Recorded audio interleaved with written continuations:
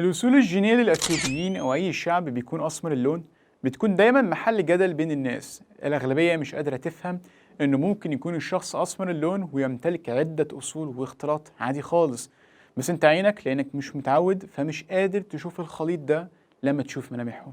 دولة أثيوبيا بقى هي واحدة من الدول المختلطة جدا في أصول شعوبها وقبائلها بشكل ما تتخيلهوش، ومفيش أغلبية عندهم من جماعة معينة، بل أكبر جماعتين فيهم بيمثلوا ربع وتلت سكان البلاد، بينما الباقية خليط غير مفهوم لدرجة إن في جماعات هناك علماء اللغات واللسانيات مش قادرين يفهموا لغتهم أو ينسبوها إلى أسرة معينة، زي ما احنا بنقول مثلا إن اللغة العربية هي لغة أفرو آسيوية واللغة الإيطالية هي لغة لاتينية. فبعض جامعات اثيوبيا العلماء بقى مش قادرين يصنفوا لغتهم او يستكشفوا علاقتها مع المجموعات اللي حواليهم من البشر، وده بسبب انعزالهم الكبير. طبعا احنا مش هنقدر نتكلم على العدد الكبير جدا من الجامعات والشعوب الموجوده في اثيوبيا، لكن هوضح نتائج التحليل الجيني والدراسات لاكبر القبائل والشعوب هناك. بالمناسبه اللي بيميز اثيوبيا عشان يكون فيها العدد الكبير ده هو حاجتين: رقم واحد مصادر الميه اللي خلتها عباره عن ريفيوجيوم، وريفيوجيوم يعني منطقة بيحتمي بها البشر في العصور الحجرية والجليدية. وتاني حاجة هو ابتعاد المخاطر النسبي عن السكان هناك، بحيث المنطقة ما فيش فيها تهديدات كتير أو صراعات ما بين الجماعات وبعضها. كبداية تكاد تكون أول نواة المجتمعات الحضارية والدول المستقرة في أثيوبيا هي مملكة دامت اللي نشأت في القرن الثامن قبل الميلاد، وهي المملكة اللي انبثق منها فيما بعد مملكة أكسيوم اللي عصرت العرب والصحابة والنبي محمد صلى الله عليه وسلم. وقبل كده لم تشهد أثيوبيا المدنية أو الاستقرار على شكل دولة، بحيث أن سكان أثيوبيا قبل مملكة دامت كانوا عبارة عن رعاة وصيادين وسكان كهوف، والرعاة دول كانت أصولهم البعيدة من السودان حاليا، وبالمناسبة أصولهم الأبعد كانت من شمال أفريقيا ومصر في العصر الحجري. المهم، مملكة دامت نشأت من خلال هجرات سبائية من سكان اليمن والساميين الجنوبيين.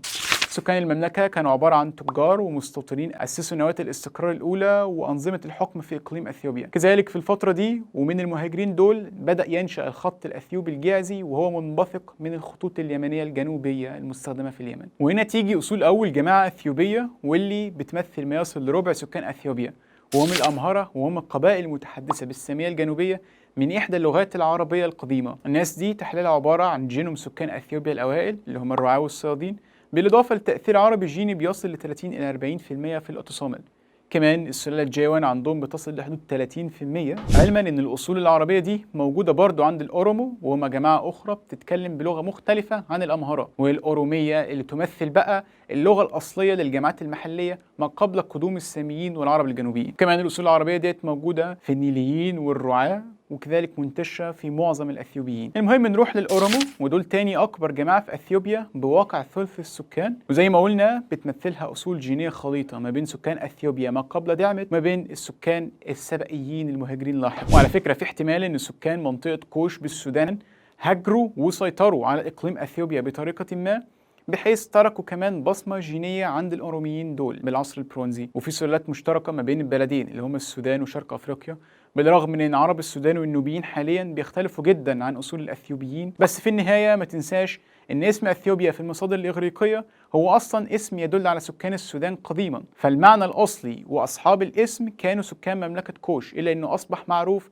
بعد التداخل اللي حصل ما بين سكان كوش وما بين الأوروميين والسكان اللي كانوا موجودين في أثيوبيا. الكلام دوت ممكن يكون آخر العصر المروي مثلا. بقية السكان الأثيوبيين بقى بعد الأمهرة والأورومو يكادوا يكونوا بنفس الخليط لكن بنسب مختلفة، سواء التغري أو النيليين زي الجموز والموريساي أو الأموتك اللي يعتبروا أقل جماعة في أثيوبيا مختلطة قبل حتى قدوم الرعاة والدامتيين، بحيث أن دراسة هيكل موتا وهو هيكل قديم مكتشف في أثيوبيا قبل 4000 سنة يكاد يكون متطابق مع الأومتك دول، وخصوصا أن هم في معزل عن السكان نسبيا. ولو أنه مصطلح سكان أصليين لأثيوبيا عليه جدل أصلا، لأن كان في أكتر من عنصر موجود واستوطن وأصيل في نفس الوقت. متنساش أنه حتى الدامتيين الأوائل وهم كانوا ساميين مهاجرين كذلك يعتبروا من السكان المؤسسين للاستقرار والمدنية في أثيوبيا والقومية أصلا. فإذا أنت هتتكلم عن سكان أوائل بواقع استقرار فكذلك ما ينفعش إن احنا نستبعده. الكلام اللي فات ده كله معناه إنه أثيوبيا فيها عدة جماعات وشعوب بلغات مختلفة جدا عن بعضها، لكنها تزوجت واختلطت ببعضها نسبيا،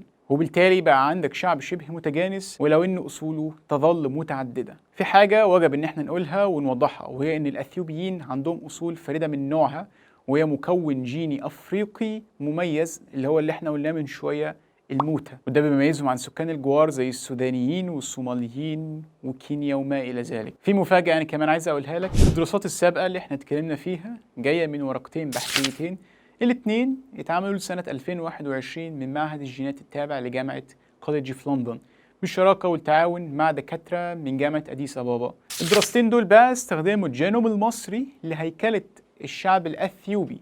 مش أنا قلت لك من شوية إن أصول الرعاة حسب التحليل الجيني جاية من شمال شرق أفريقيا اللي هي مصر، وكمان أصول سكان مملكة دامت كانت جاية من الجزيرة. فهم بقى في الدراستين استخدموا الجينوم المصري وأشاروا للجينوم اليمني عشان يقدروا يهيكلوا الشعوب الأثيوبية الحالية. وده معناه إن الجينوم المصري منعزل أكتر من الجينوم الأثيوبي، وده يرجعك لفكرة إن مش أي شعب لونه أسمر يكون أصيل وما فيهوش اختلاط، ده خرافات.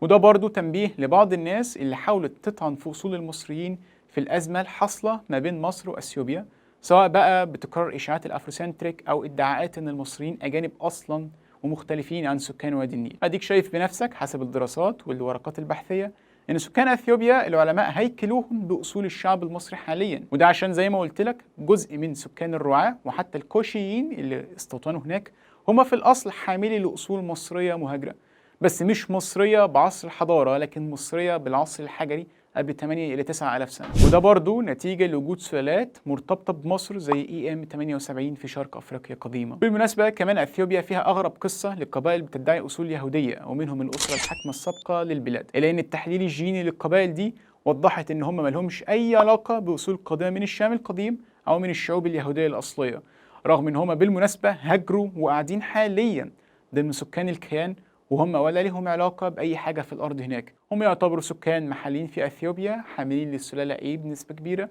ودي سلالة ذات أغلبية ضمن المجتمعات النيلية في أثيوبيا وفي جنوب السودان. الشعب الأثيوبي شعب عريق متكون من عدة جماعات وأصول، وأكيد بنتمنى الخير للشعوب بعيدا عن أي حساسيات.